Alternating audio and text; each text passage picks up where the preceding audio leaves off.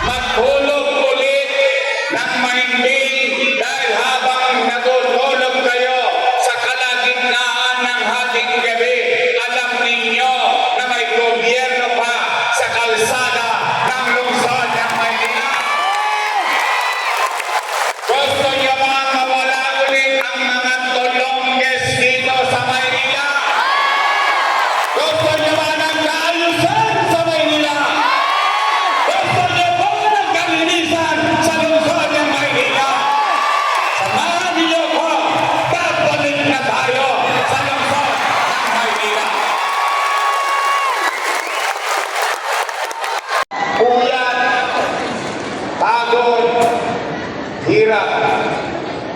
Sa lahat ng mga kagapay na narito at sa ng ating mga kasama sa buong Maynila, sana yung napanood yung video, sana hindi kayo at hindi ko kayo naipahiya sa mga taong pinakiusapan ninyo na iboto tayo noong araw. At sana dyan sa mga resibo na yan, resibo na dahil sa inyo, nabigyan ako ng pagkakataong makapaglingkod sa bayan. At nawa, itamos ng ilong ng bawat isa sa inyo na itong batang produkto ninyo, hindi naman tayo nagkamali noong 2019 election. Ngayon, magkakasama tayo ulit. May laban ulit. Handa na ba kayo? Handa na ba kayo? Handa na ba kayo? 85 days to go. 85 days to go. Mapupuyan kayo, mapapagod kayo, mahirap. Pero, bilang ganito, sa lahat ng sakripisyo ninyo, kung ano yung napanood ninyo, itutuloy natin muli sa loob ng siyudad ng Maynila. At ngayon, kung nagawa natin yung mga ganong bagay sa loob ng 3 taon, may pandemya pa yan. Pandemya pa. Samahan niyo pong gawin natin yan sa loob ng 10 taon dito sa lungsod ng Maynila. Sabat ng minsan ko, inakaya ang aking sarili sa ibang tao. Nagdesisyon na sila, balik na lang tayo dito sa Maynila sa loob ng susunod na 9 taon ng buhay natin sa ating minamahal na lungsod. Ayan. Mga kagapay, I love you. Pumanatag kayo. Alam ko, galit na kayo. Yes.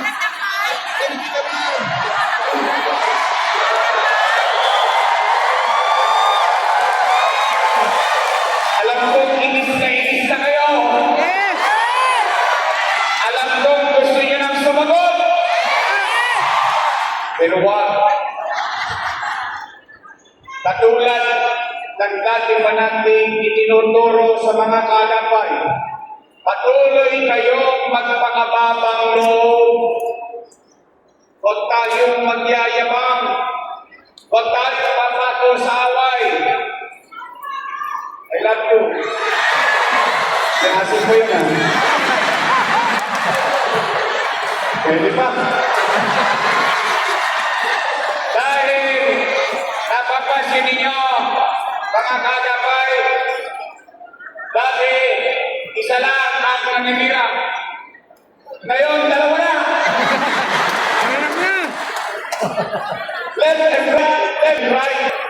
Yung isa, nung araw, panay papuri. Papuri ni dito, papuri roon.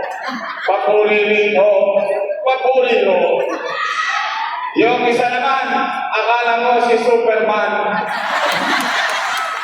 Eh, ang tanong ko lang naman ay simple. Ang tanong namin, mga taga-Manila,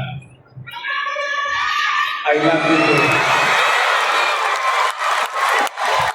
Ang tanong natin sa kanila, ang tanong ng bawat isang Manileño, nasaan kayo ng bagay niya?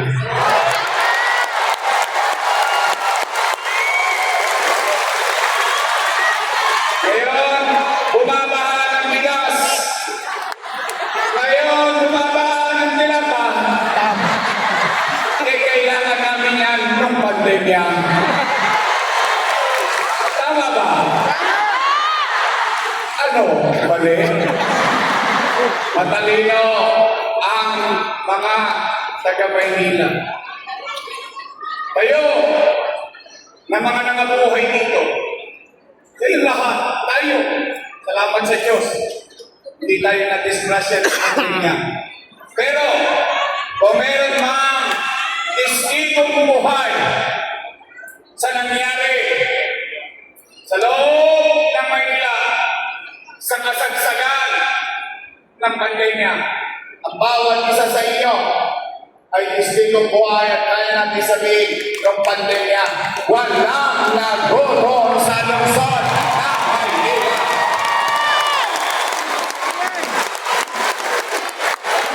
Kaya, huwag na huwag niyo silang papatulan. Sila, puro panira, dahil wala silang maikwento. Walang kwentong may kwenta. Tayo, may resibo, may prueba. Sa dependendaso, lumalabas tayo. Dahil tayo ay may prueba. Tama ba?